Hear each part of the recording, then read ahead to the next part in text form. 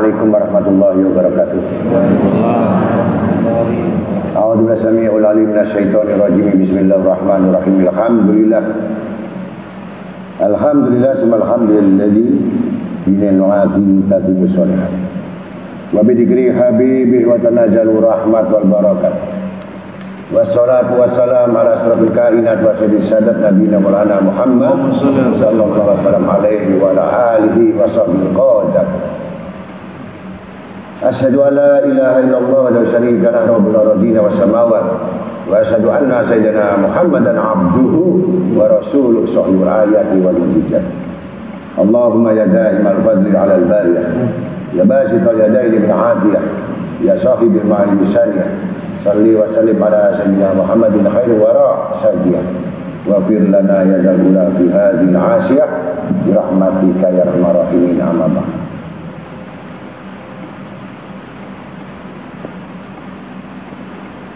Kita melanjutkan dengan bab tentang judul orang yang mencari surga. Orang mencari surga, orang menghendaki surga, orang menginginkan surga, orang ingin mendapatkan surga, orang ingin masuk surga.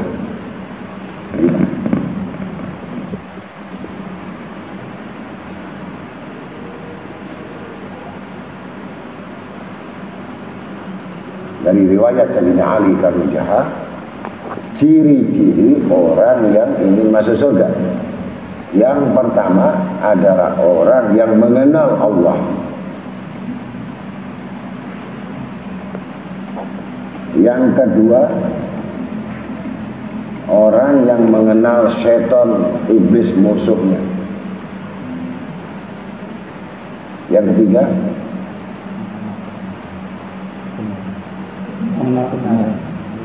orang yang mengenal kebenaran, as-siddiq. Yang keempat, orang yang mengenal kebatilan, kejahatan dan menjauhi. Yang keempat, orang yang kelima, orang yang cinta, orang yang kenal dunia, wajib untuk mengabaikan. Yang keenam, orang yang mengenal akhirat, harus berusaha untuk mencarinya. 6 perkara. Kita uraikan. Siapakah tanda-tanda orang yang mengenal Allah? Orang yang mengenal Allah adalah yang pertama, harus banyak belajar untuk menuntut ilmu. Ini kunci. Thalabul ilmu faridatun ilmu ala kulli muslim wal muslimah.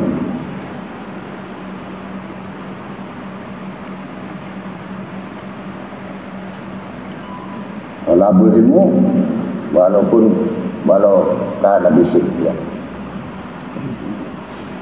Tuntutlah ilmu sampai negara Cina.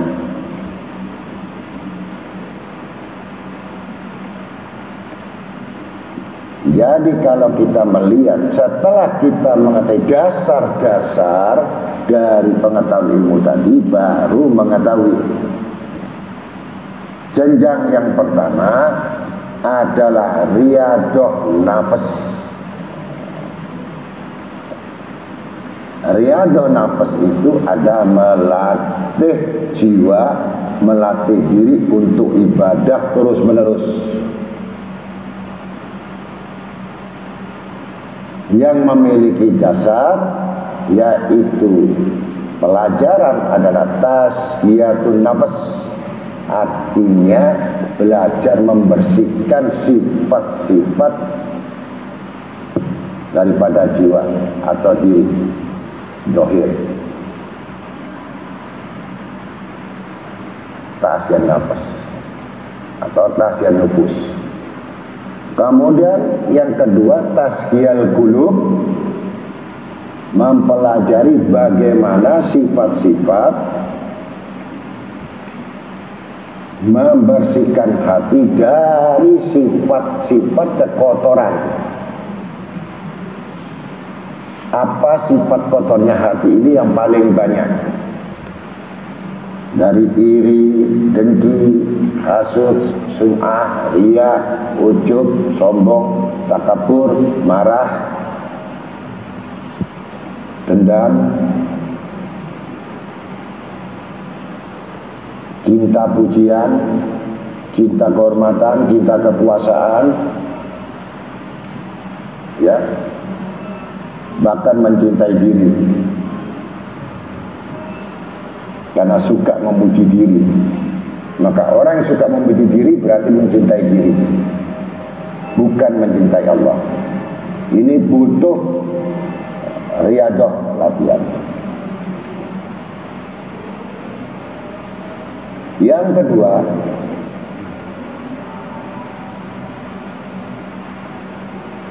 ma'rifatun nafs, artinya orang yang banyak mengetahui mengenal diri.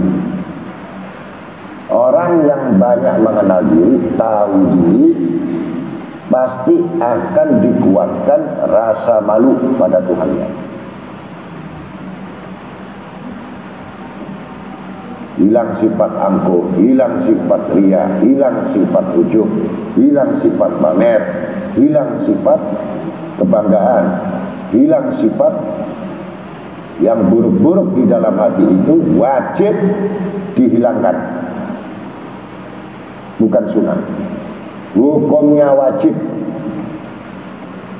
Hasud, iri, sombong, riya, sum'ah, ujub, takabur, marah, tersinggung,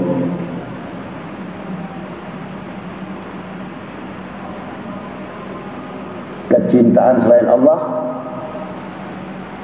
itu dihilangkan.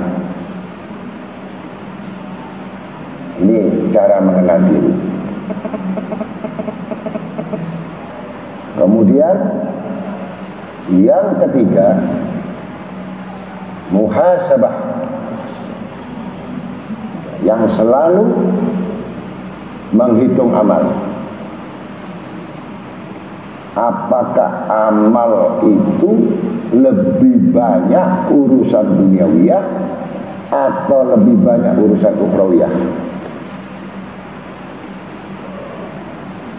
Kalau sudah terdapat urusan duniawiyah itu banyak, mustahil dia akan melihat, mustahil dia akan kenal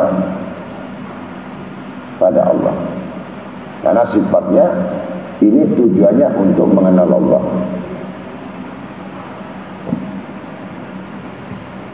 Ini yang keempat.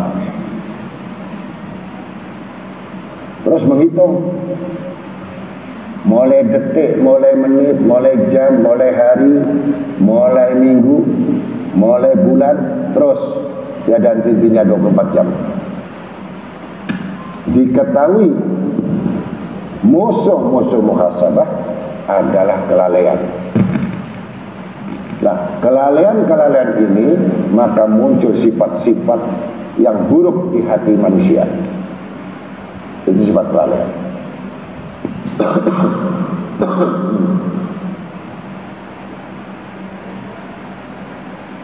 Dan harus waspada, bukan beramal untuk ingin dilihat orang, atau diakui orang, atau dipuji orang, atau ditinggikan orang, atau dapat sebutan orang.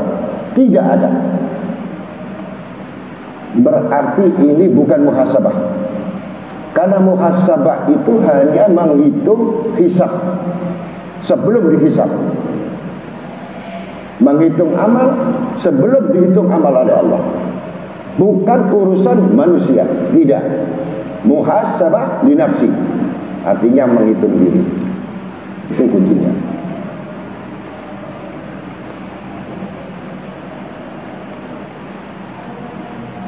sudah mengetahui keuntungan, untung ruginya apa di dalam amal ibadah, banyak ruginya, cepat-cepat dia harus mengganti kerugian itu dengan amal-amal soleh. Ini muhasabah. Misalkan satu muhasabah, saya kasih contoh. Banyaknya orang beramal, saya beramal. Nah ini. Tetapi amal itu semata-mata sekedar kami beramal. Ini tidak ada muhasabah. Maka dihamburkan amal itu oleh Allah Ta'ala. Karena itu sifat diri yang tidak dihitung. Tapi beramal harus menyebutkan bahwa ini adalah menambahkan pahalaku, menambahkan dari kebaikanku, dan menutup dosaku, dan menutup dari segala keburukanku, dan menjauhkan dari musibahku. Maka beramallah kamu ketika kamu muhasabah, agar ditingkatkan menjadi amal soleh. Dan tidak orang beramal soleh kalau tidak anak yang soleh. Selama apapun bentuk amal yang tidak ditujukan kepada amal-amal soleh, maka hukumnya batal. Karena itu sifat pribadi. Sifat pribadi adalah sifat pengakuan. Sifat pengakuan berarti sifat orang yang tidak mengenal diri. Padahal mengenal diri tadi nomor 3. Muhasabah untuk memfilter atau untuk membedakan mana yang menguntungkan dan mana yang merugikan. Ini muhasabah. Ketika sudah mengetahui muhasabah ini, berlakulah hukum. Ini berlakulah hukum, harus berani betul-betul meninggalkan sesuatu yang pertama kali, mulai pekerjaan, penghasilan, rezeki, harus berani untuk mencari betul-betul yang halal. Ini muhasabah. Ketika mendapatkan sesuatu yang halal, ketika mendapatkan sesuatu yang paling dibenci Allah Ta'ala, jangan sekali-kali itu merusak muhasabah, merusak diri, merusak iman, merusak ibadah, merusak amal, merusak semua kebaikan. Seperti hanya adalah api yang membakar kayu kering. Walaupun dia beramal dalam bentuk ibadah, satu hari dia khatam berapa kali Quran, satu hari dia beribadah 1000 kali rakaat sholat, berapa ratus dia beribadah, ibaratnya amalnya itu setumpuk gunung. Maka diibaratkan seperti hanya orang yang membangun gedung istana yang tinggi bersama isinya, tapi celakalah mereka membangun di atas samudra. Maka setiap apa yang dibangun akan tenggelam habis gara-gara yang dikonsumsi, penghasilan kerja, pendapatan, korupsi, manipulasi, asal usulnya nggak jelas, makan riba, semua yang dilarang Allah. Hukum ini apabila diterjang, untuk apa kalian menghimpun amal satu budak yang besarnya seperti istana di tengah lautan? Begitu pula orang yang belum mengenal diri tadi, tidak tahu muhasabah, dia bangun segala rumah yang gedungnya tinggi, yang isi perabotannya luar mewah, bahkan istimewa, tapi dikelilingi oleh sampah. Itulah orang-orang yang riya, orang yang pamer dalam amalnya. maka semua amal itu akan banyak bertamu semua yang aroma busuk dan lalat-lalat isinya rumah itu. Tidak ada artinya, maka tidak tercatat sebagai amal soleh. Ini muhasabah, menghitung amal sebelum kamu dihitung oleh Allah. Maka banyak orang yang beramal pasti bangkrut di dalam kuburan, karena semua tidak ada sisanya untuk di akhirat. Ini amal yang harus dibersihkan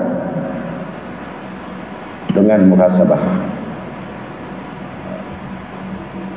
Ketika sudah mengetahui hukum halal dan haram dan betul-betul orang ini menjalankan, niscaya dia akan mulai mendekat. Apa mendekat? Allah panggil namanya, Allah panggil dirinya untuk taqarruban ilallah. Taqarrub artinya Allah senang kepada hambanya ini mendekat. Ya.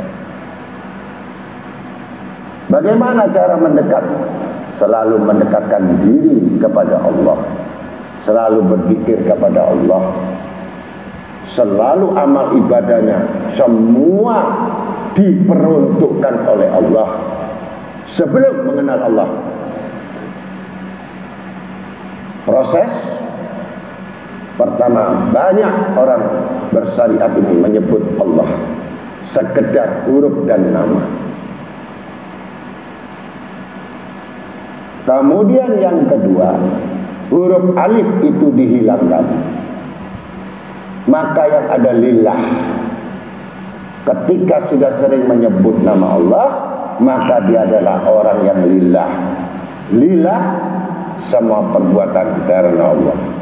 Belum kenal Allah karena Allah.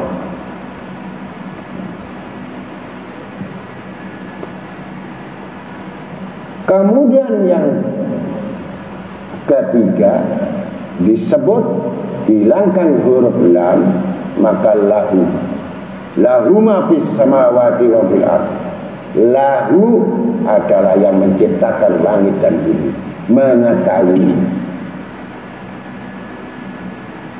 Dengan tafakurnya ini dia mengetahui siapa yang menciptakan langit dan bumi, dan siapa yang menghidupkan, dan siapa yang mematikan, dan siapa yang menjamin rezeki, dan siapa yang menghinakan, dan siapa yang memuliakan. Tidak ada yang bisa merintangi. Kalau Allah menghendaki kehinaan, sampai mati pun tidak ada satu yang bisa menolong kecuali Allah. Begitu pula sesuatu yang dimuliakan oleh Allah, tidak ada sanggup manusia akan menghinakan, karena Allah yang berkuasa yang memuliakannya. Wa ta'uju man tasya wa tu'uju man tasya biyadikal khair innaka ala kulli syai'in qadir. Karena kehinaan dan kemuliaan di tangan Allah semua kebaikan. Ini belum sampai tingkatan untuk mengenal Allah, masih mau mengenal diri. Banyak proses-proses yang mengenal diri ini sehingga tidak disadari oleh manusia. Bahkan mereka tetap saja dia hanya banyak menyebut nama Allah, tapi kenyataannya dia menjauh dari Allah, dia menjauh dari surga, dan perintah Allah dan perintah Rasulullah susu dia itu menjauh, bukan mendekat. Ini orang yang tidak mempunyai sifat taqarruban ilallah. Lahu. Kemudian disebut hu, lam hilang hu. Ini hu Allah. Hu Allah bukan. Hu itu Allah. Maka dengan itu tadi mulai Allah berbisik-bisik di hatinya. Allah mulai mengirim malaikat-malaikatnya di hati seorang hamba yang bersih. Sekali lagi, yang bersih, bukan ada penyakit.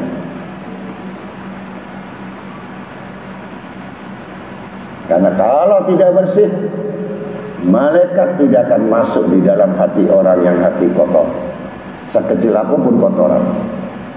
itu sifatnya kotoran yang ada di dalam hati disebut najis. Maka tasghiyal qulub kuncinya membersihkan hati ini dan tahu diri siapa kita, sampai mengetahui bahwa kamu adalah hamba yang banyak dosa dan banyak kesalahan, bukan banyak amal. Ini orang yang mengenal diri. Sebelum orang mengenal diri, pasti dia akan mengandalkan saya banyak amal, saya banyak ibadah, saya banyak menghimpun kebaikan, dan saya banyak sekali berbuat amal soleh. Ini sebenarnya orang yang menyimpan najis di dalam batin. Itulah yang tidak disadari dari orang-orang tadi.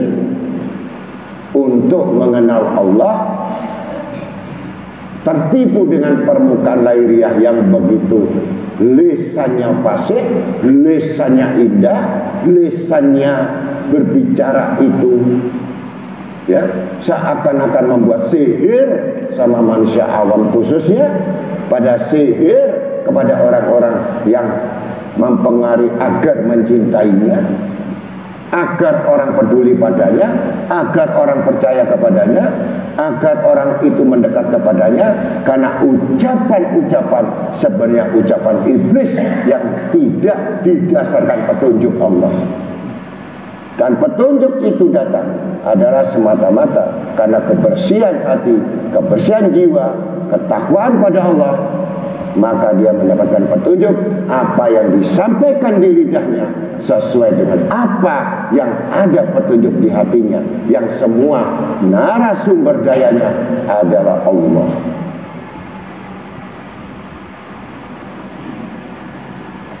Maka ketika disampaikan yang benar itu adalah sesuatu yang benar di sisi Allah, bukan benar di sisi manusia, bukan benar yang diharapkan manusia, benar untuk Allah, bukan benar yang dimaksudkan benar tadi untuk kepentingannya. Selama manusia masih memikirkan kepentingan dirinya, tertolak, amal tertolak. Selama amal untuk dirinya, Allah tidak berbicara amal untuk dirinya, tapi lillah, karena Allah. Billah, billah, dalam wilayah nurullah, cahaya Allah. Ini akhirnya dia beramal semata-mata, tidak ada tujuan, tidak ada motivasi, tidak ada tendensi, tidak ada keinginan dipuji atau tidak, bukan urusan kita, itu urusan Allah. Sebelum mengenal Allah, karena Allah. Maka tadi ucapan dari Sayyidina Ali, kenapa dikuatkan untuk mengenal Allah? Padahal kalau dibalikkan pada syariat adalah urutan yang ke-6, nomor 1. Bukan nomor 6. Tapi kalau untuk urutan ilmu, Allah mengenal. Dengan kompensasi mengenal Allah, itu harus melewati syarat-syarat yang ke-6 tadi apa?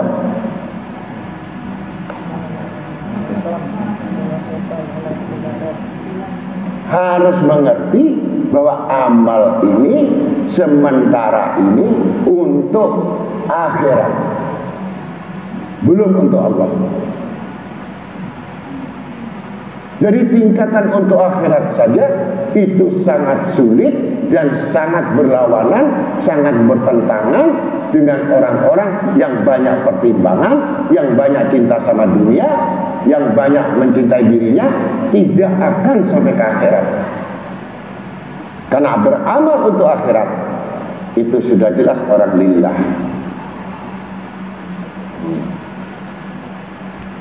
Walakin asronas la ya'lamun. Walaupun kita mencoba untuk amal untuk akhirat, tidak akan mampu. Karena level-level itu adalah khusus level-level yang betul orang-orang yang banyak mengingat mati. Bukan orang banyak mengingat hidup. Bukan banyak orang yang berangan-angan, bukan banyak untuk menginginkan dunia, bukan banyak untuk mengharapkan dunia dan seisinya, tapi betul-betul dia beramal. Inilah bekalku akhirat. Itu amal untuk akhirat. Padahal sekitar saub lagi orang beramal akhirat itu masih salah. Kenapa? Akhirat itu, neraka itu makhluk, surga itu makhluk. Sedangkan beramalah untuk Allah agar kamu mengetahui bahwa amal ini semata-mata karena Allah. Itu susah. Lewat akhirat dulu jembatannya. Lewat ujub dulu, lewat pamer dulu, lewat riya dulu, lewat takabur dulu, lewat bangga dulu, lewat gila pujian, gila hormat, gila sanjungan, gila nama, gila pengakuan, gila semua. Proses untuk menghilangkan pengakuan-pengakuan ini sampai betul-betul baru beramal akhirat.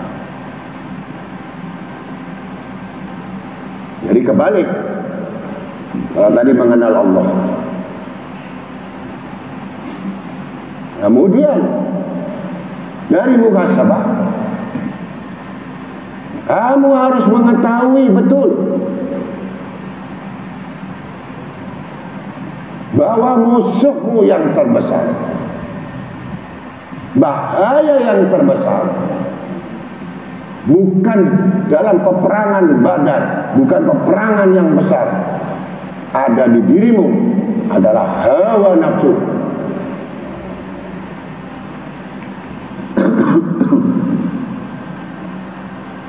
Kalau kamu tidak bisa melawan, tidak bisa tahu musuhmu yang ada di dalam dirimu dan jiwamu, sampai kapanpun, sampai mati, kamu akan diterjang dengan hawa nafsumu, maka hilang akalmu, hilang imanmu, hilang sadaranmu, dan hilang keinginanmu terhadap akhirat, karena hawa nafsu sudah menguasai.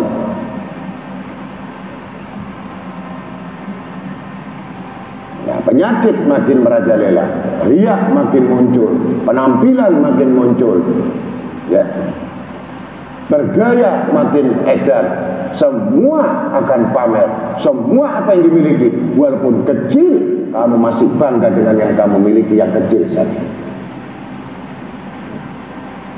Tinggal memperbesar, apakah ini akan mempervolume kamu itu makin menjadi apa?